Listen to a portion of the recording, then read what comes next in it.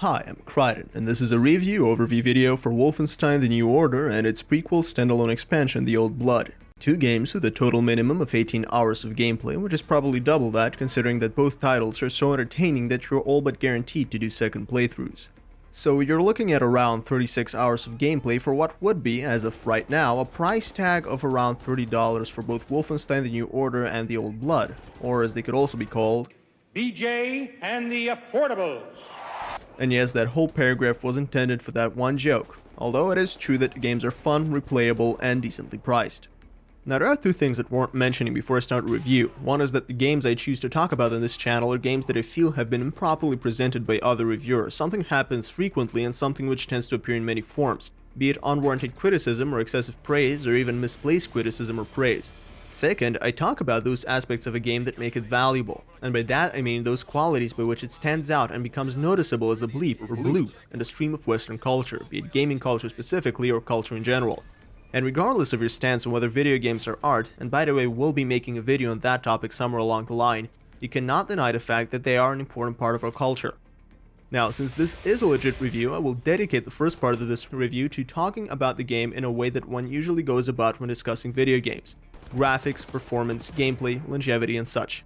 So the first half will be spoiler-free and entirely appropriate for those of you who have clicked the video hoping to hear an opinion on whether the game is worth your investment, especially now that it is to be succeeded very soon, and the other part will be for those who do care about the story probably more than the average gamer, but who have also either played through the game or are simply not bothered by spoilers.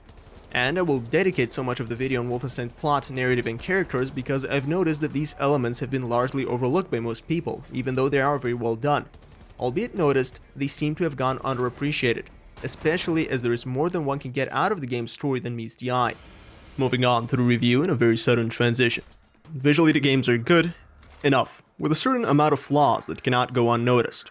It is hard to say anything with certainty, probably because their visual quality is so inconsistent that assessment comes down to personal preference and subjective taste, while the only objective evaluation is that the game's appearance, while decent, is not so great that it could be considered as good without a solid dose of charm. They could pass as girlfriends but would be probably laughed out of a modeling studio. There's your Chad-like summary. To elaborate, the game's art style is well thought out and pretty well executed. It gives you a fairly believable representation of how the world would look like under Nazi occupation, with its impressive buildings intermingled with propaganda outlets, and its cleanness at the expense of unrelenting security, not excluding high-tech death camps. And it is also varied, as you will see a compact and much more homely looking environment in a hideout of the Resistance, alongside some fantasy settings which I would rather not spoil. Other than the environments themselves, the things that you will be spending most time looking at, that is your weapons and in-game characters, including enemies, are also very well done. And to top it all off, the attention to detail can be mind-blowing at times. Just look at that Nazi's tongue lolling out, or your friend's pumped up cheeks when they're underwater, or this hipster-looking Nazi, just for the lulz. The gore is fairly well done, for those who care, and animations are good, although I expected a bit more in that regard, as these games were built on the same engine as Rage, and Rage had very impressive movement and real-time reactions. But that Wolfenstein does not match the animations of Rage is just a minor and minuscule nitpick. However, the fact that Wolfenstein is based on the same engine as Rage is not a merely minor nitpick. The id Tech 5 engine knocks down this game's graphics score by several grades. First of all, the games are plagued with low-res textures, and the texture streaming leaves much to be desired. The games are accompanied by frequent screen tearing, which is all but unfixable in The Old Blood, mediocre lighting and shadows, and plenty of jagged lines as the engine is not compatible with anti-aliasing, making it very costly, which means that you will be probably playing with it turned off. And if I commended the attention to detail just a minute ago, I will also mention that there are sides that seem like outright contradictions to what I had previously said. Look at that, as if those extra 30 vertices they needed would have impacted the area of the game to the point where they had to go about it 2002 style. To add insult to injury, the games do not run very well either. At least not in accordance with how they look. Now don't get me wrong, it is not that they are unoptimized, in fact you should be able to run them just fine. I believe that a GTX 750 Ti should be enough for constant 60 FPS at 1080p and very high details. But getting there could be a problem, even for more modern and higher end GPUs. I for one had to go through several tweaks before I could get the Old Blood running the way I wanted it to run. And anything that you might do to enhance the game's not so impressive visuals will likely turn out to be a huge performance hit. So you could definitely attack Wolfenstein's visual quality if you wanted to, especially when compared to other games. Metro Last Light Redux, for instance, is a contemporary game that looks and runs much better, and there are also much newer games that run far smoother, such as Doom. But that is kind of an unfair comparison because Doom is essentially the epitome of optimization. But if you want to badmouth Wolfenstein's graphics to performance ratio, you definitely could. That being said, the game manages to be pretty immersive nonetheless. And this is where the charm that I spoke of is taken into account. It is perhaps the combination of all factors, visual and audio, coming into play and being so compatible with one another that makes both games look so authentic and real within their own set universe, but bizarre enough that they do maintain a strong fantasy vibe that allows for a lowering of the realism bars that allows for the player's poetic good sense to fully immerse them into the universe.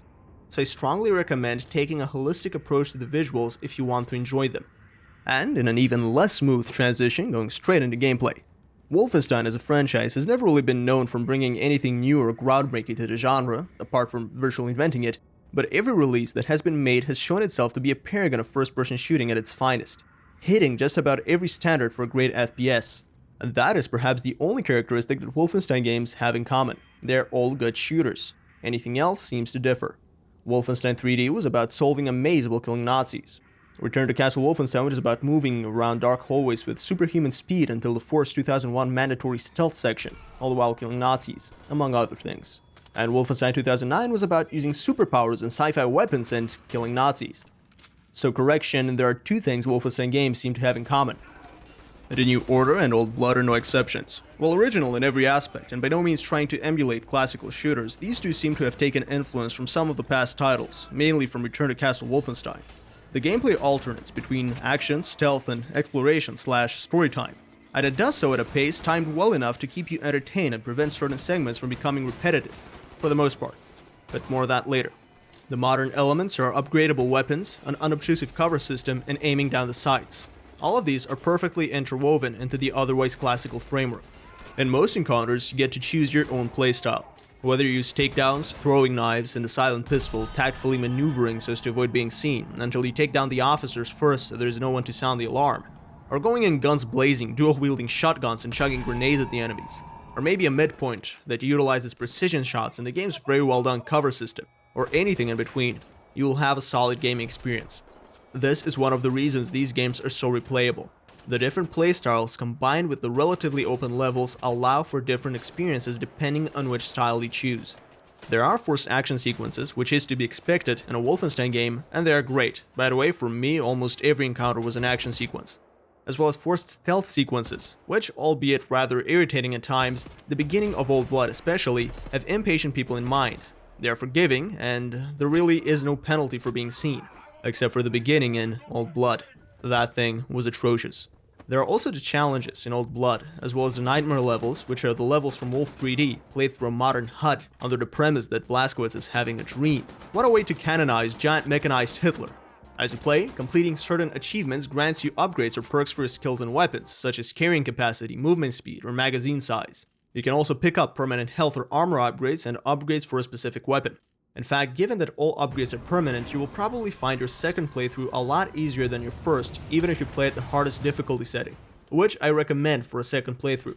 Considering difficulty, the game is spot on. Some sections are easy enough to make you feel like a badass action hero, but dangerous enough so you don't want to put your guard down for too long. And some sections are difficult to the point where they warrant several retries. And the skill set required is based primarily around your reflexes, aim, and positioning, as is expected from a first-person shooter. I recommend having your first playthrough at the second hardest difficulty setting. The hardest setting will not show you tutorials or QTEs, which are necessary for a first playthrough, whereas anything easier than that is way too forgiving, and the lack of challenge will ruin the classic feeling of the games. Unless you're a newcomer to the genre, that is. Although I think that even if this is your first FPS ever, the game will dissuade you from playing it easy. If there's one thing I would complain about, it is that the downtimes, especially those spent in the Resistance safe house, can be really annoying. The minor quests you need to do are so pointless and out of place that it almost made me rage quit several times. Like I'm the goddamn errand boy. There is a side quest which has you collecting toys for the mentally challenged stepson of one of your fellow fighters, and that is exactly as fun as it sounds. Now I know they were trying to give Blazkowicz a sentimental coloring, but damn, did they blow it or did they blow it? Some people just call me BJ. I like this better. You look like a BJ. Thanks. They blew it. And if I could nitpick one more thing, it would be that everything you pick up manually, by pressing the assigned button. This can make combat sequences quite irritating, as you find yourself repeatedly tapping E all the time, even in the midst of combat. And another minor nitpick would be illusion of choice concerning the story, but I don't want to spoil anything here, so I won't talk about it. It is not important anyway, it's just that you get to make a really heavy moral choice which turns out to change nothing save for a few dialogues and a perk. But other than that, the gameplay is just great. The experience is a continual progression of entertainment, the action never gets old, and just before things start getting repetitive, objectives, settings, and your approach change. If you play them, you will probably want to finish these games in one sitting. Although that is highly improbable considering their length. And as I already mentioned, after finishing, you will probably want to play them again. So from a technical aspect, in regards to what makes video games enjoyable, the New Order and the Old Blood are great. I definitely recommend playing them before the new Colossus, or after if you're not into chronology. So stay tuned for part 2 where we'll be taking a look at Bethesda's excellent skills in creating a believable universe, an engaging plot, and matching characters. I'm Crichton, I'll be seeing you very soon, all three of you, peace out.